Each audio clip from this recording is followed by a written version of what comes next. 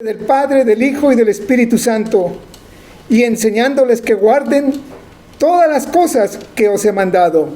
Y yo estoy con vosotros todos los días hasta el fin del mundo. Que el Señor bendiga su palabra.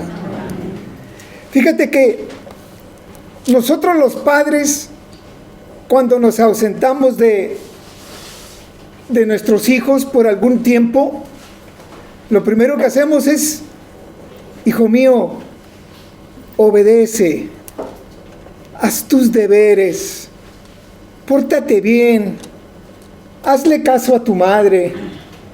Sobre todo cuando nuestras ausencias son largas, ¿no? Y son muy lejanas. Como que ya hasta la gente empieza a llorar, ¿no? Hijito, pórtate bien. Siempre le recomiendas lo mejor. En mi caso, continuamente he hecho eso porque mi vida era viajar siempre. Hijito, pórtate bien, hazle caso a tu madre. Pero si nosotros, que somos humanos, hacemos este tipo de recomendaciones, nuestro Señor Jesucristo, antes de ausentarse físicamente, les dice a los discípulos lo que tienen que hacer. Id por el mundo y haced discípulos, dice. Y yo estaré con vosotros hasta el fin del mundo. Haced discípulos bautizándolos en el nombre del Padre, del Hijo y del Espíritu Santo, y enseñadles lo que yo os he enseñado. ¿Y qué nos ha enseñado nuestro Señor? Las enseñanzas que nos dejó antes de partir. Y ahí voy a entrar, por supuesto, en lo que ha leído nuestro hermano Rafa, en las bienaventuranzas. Si nosotros tuviéramos que enseñarle a alguien de nuestro Señor Jesucristo, no le podemos entregar una Biblia y decirle: mira, lee la Biblia. Es muy larga, El Nuevo Testamento también puede ser muy largo. Los Evangelios también. Pero la esencia de las enseñanzas de nuestro Señor Jesucristo está en las bienaventuranzas. En las bienaventuranzas es un resumen magnífico de lo que el Señor Jesús nos deja como enseñanzas para ir por el mundo y cómo comportarnos, cómo llevar nuestro equipaje. Fíjate que primero dice el primer versículo del capítulo 5 que ha leído Rafa, dice: viendo la multitud, subió al monte, les hablaba a miles de personas. Donde el Señor Jesús dio este mensaje fue en un monte, en lo alto, y habían miles de personas que le seguían. Nos dice que viendo a tanta multitud, para que lo puedan oír, subió al monte.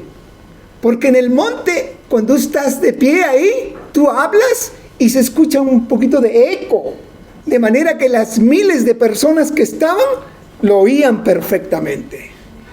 Y fíjate que empieza: bienaventurados los pobres en espíritu, porque de ellos es el reino de los cielos. Bienaventurados, dichoso, ¿quién como tú? Hay enseñanzas equivocadas en algunas iglesias donde relacionan a estas palabras de Jesús como solamente dicen: bienaventurados los pobres. Nada más lejos de la realidad. No tiene nada que ver con eso. Si nosotros estamos o hemos estado en algún momento en pobreza económica, Dios no quiere que permanezcamos ahí. Dios quiere éxito para sus hijos.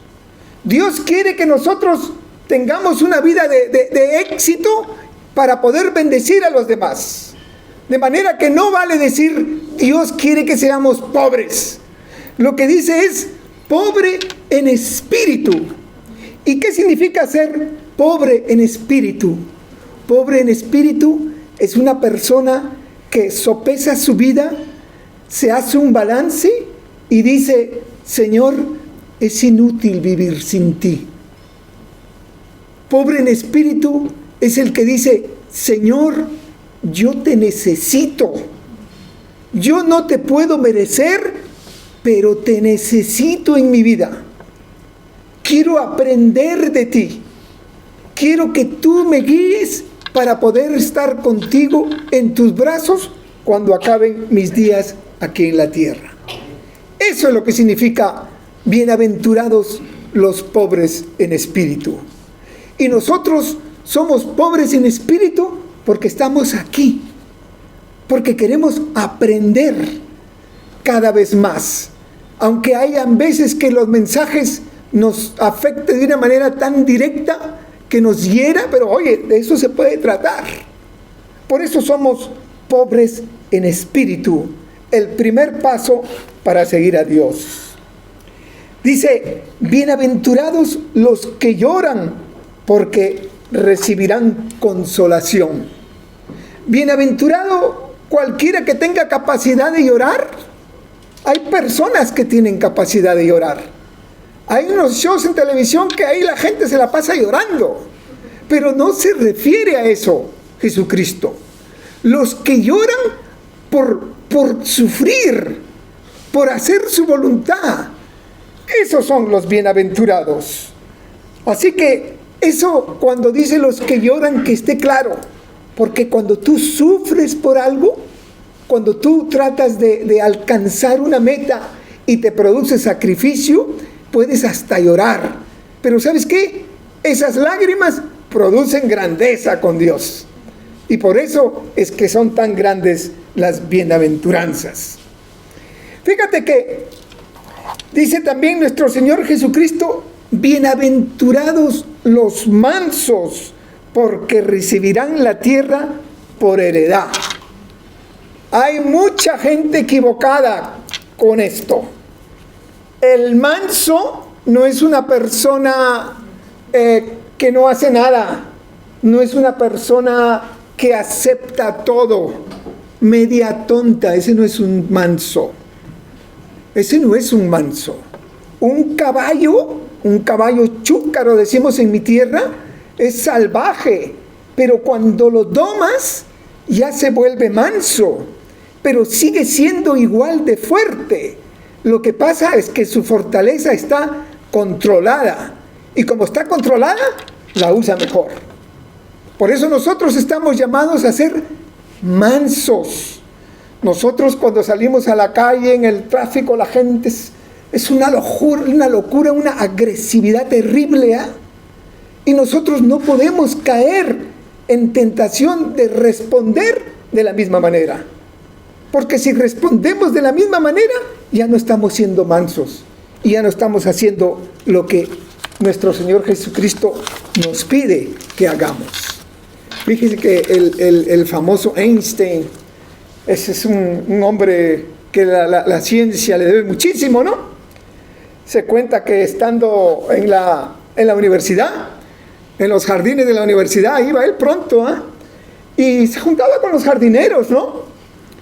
Con los jardineros por ahí pasaron unos estudiantes, le empezaron a decir, oye, a ver si te pones a trabajar también como ellos, ¿no? Mirar no es suficiente. Se metieron con Einstein, ¿no? Pero Einstein no les dijo nada. Y fíjate, para la sorpresa de los estudiantes, que cuando fueron a la clase de física, se encontraron con que nada más y nada menos que ese señor de quien se habían burlado era el profesor de física, el gran responsable de la teoría de relatividad. Una persona mansa tiene que ser diferente, porque si tú no eres manso, pierdes control hasta de tu vida. Si una persona te habla mal, te grita, te trata mal y contestas de la misma manera, tú ya pierdes libertad, porque es la otra persona la que controla tu vida. Esta historia le he contado ya hace unos años, pero yo esto de YouTube veo muy poco, ¿eh? Me mandó un amigo, mira, tienes que ver este vídeo, tienes que verlo. Me puse a verlo. Va de mansedumbre. que un militar, un soldado, odiaba a su capitán, pero nunca le había dicho nada porque estaba dentro del ejército. Pero ya jubilados los dos, el soldado se acerca y le dice: oiga, usted es un mentiroso sinvergüenza, le dice al capitán. Y el capitán lo mira y le dice: repíteme lo que has dicho. Digo que eres un mentiroso y un sinvergüenza. Vuélveme a repetir, le dice el capitán, y le volvió a repetir. Y luego le dice el capitán: ahora quiero que lo repitas, pero marchando, como en el ejército. Se puso a marchar como en el ejército y le dice: tú eres un mentiroso y sinvergüenza. El capitán le dice: seré mentiroso y sinvergüenza, pero yo controlo tu vida. Que es la verdad. Uno pierde el control de la vida si no es una persona mansa. Dice: bienaventurados los misericordiosos.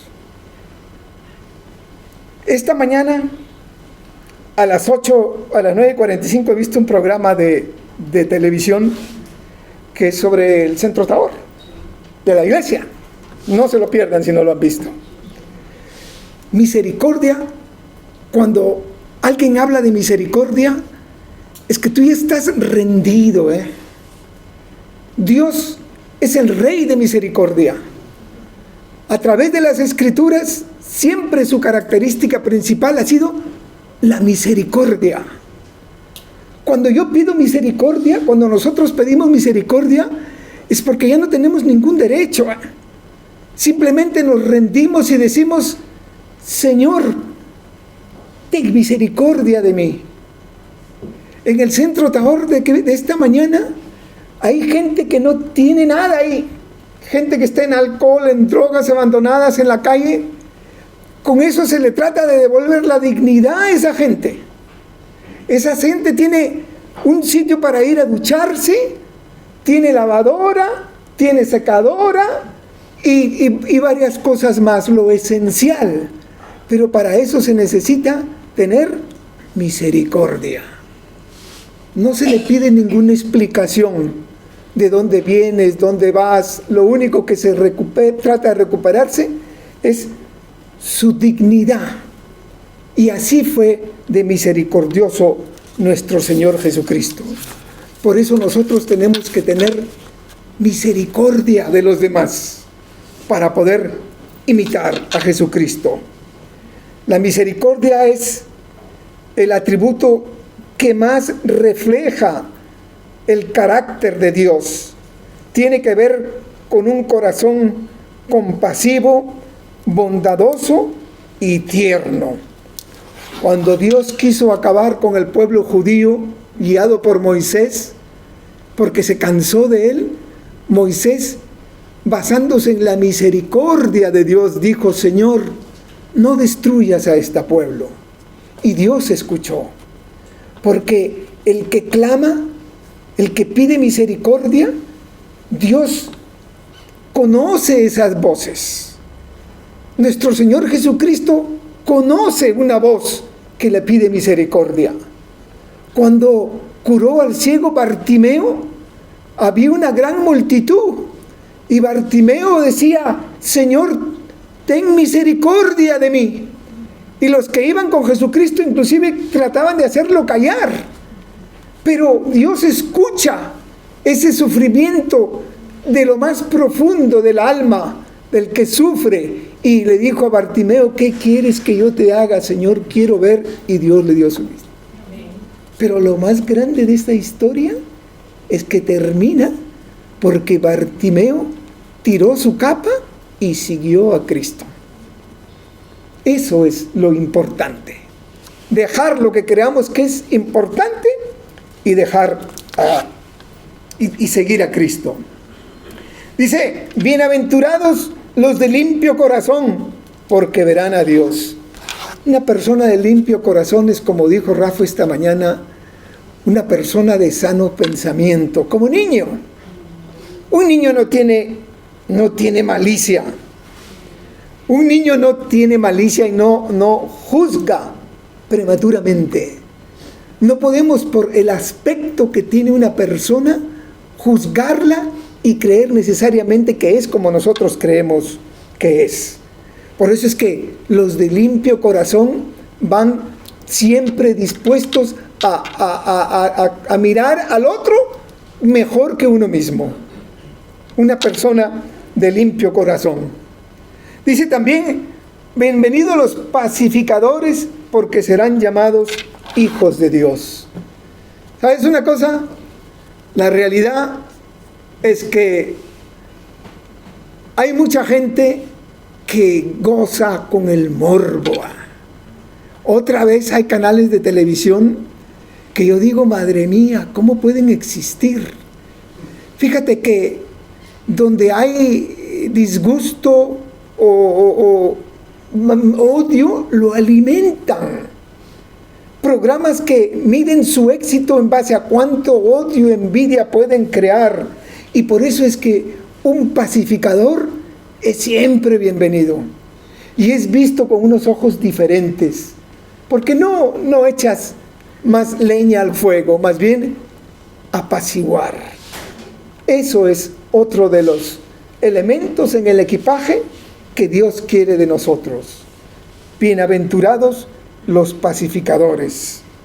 Los pacificadores buscan la paz, buscan la tranquilidad, pero esa paz profunda que solo en Dios se puede encontrar. ¿Qué más? Dice, bienaventurados los que padecen persecución por seguirme. A nosotros no nos gusta que nos persigan. No nos gusta que hablen mal de nosotros. Pero si nosotros estamos en Cristo tratando de seguirle, pueden, y lo más seguro es que hayan momentos que la gente se va a burlar de nosotros. Leía de una hermana carnal y espiritual también, que fue a una reunión familiar y se pusieron de acuerdo en la familia para burlarse de ella. Dice que 2 de ellos se pusieron de acuerdo a gritar, como hablar en lenguas, y que le decían, llama al Espíritu Santo, pero que fue un show largo en la reunión. Y me dice, hermanito, cómo me dolía mi corazón. Pero yo decía por dentro, Señor, ¿cómo es posible que yo tratando de seguirte me ocurra esto a mí? Pero dije que era un show, que la gente, la familia se reían y hasta aplaudían. Llama al Espíritu Santo, que estoy endemoniado y eso. Pero ¿cómo pueden ser las cosas que cuando ocurre eso que te hace sufrir, Dios lo bendice? ¿Cómo puede usar Dios eso para hacer una bendición? Yo no sé, pero es como es.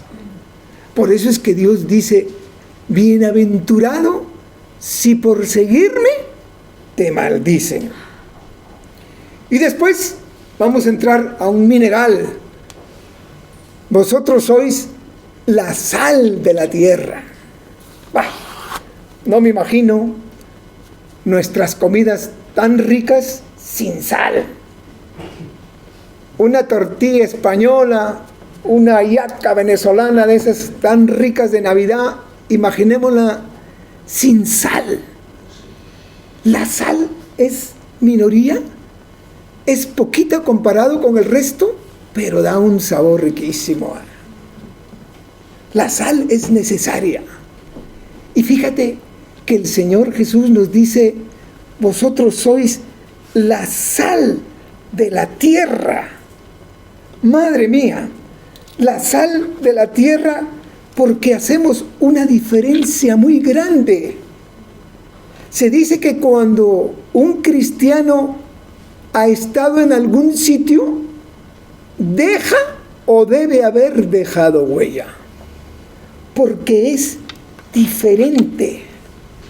Pero la sal es un mineral que soporta mucha temperatura, pero debe mantenerse pura, porque si no es pura, ya no tiene la misma capacidad. ¿Y cómo se contamina la sal? Cuando entra en contacto con otros químicos, con el sulfato, azufre. ¿Y por qué es importante para nosotros ver eso? Porque nosotros también tenemos que ser como la sal, pero mantenernos puros. Tratar de mantenernos puros y que nuestra influencia no afecte nuestro alrededor, no afecte nuestra ilusión por Dios. ¿Sabe que cuando hablamos de la sal, de la importancia de la sal, en los tiempos de Jesucristo, la sal era un elemento muy valioso y no abundaba como ahora? Tan valioso era que inclusive a la gente se le pagaba con sal. Por tu trabajo toma tanta cantidad de sal, porque era fácil irla a cambiar por otros bienes. Y por eso es que nuestro Señor Jesucristo, vosotros sois la sal del mundo. ¿Y qué sigue? Por supuesto, vosotros sois la luz del mundo. ¿Cómo nosotros vamos a tener una lámpara? La vamos a encender y la vamos a esconder. La lámpara tiene que estar en un sitio donde se vea. Y por eso que nosotros estamos llamados a ser la luz del mundo. La luz del mundo en nuestros hogares, en nuestros trabajos, y que nadie nos acuse, no dar motivos para que nos acuse. Hay trabajos que la gente entra a trabajar 8 o 9 de la mañana y 1 hora después ya se van a desayunar. Y vienen y otra hora después ya se van a hacer compras. Un cristiano no encaja en ese tipo de trabajo. Por eso es que dice, sois la sal y la luz del mundo.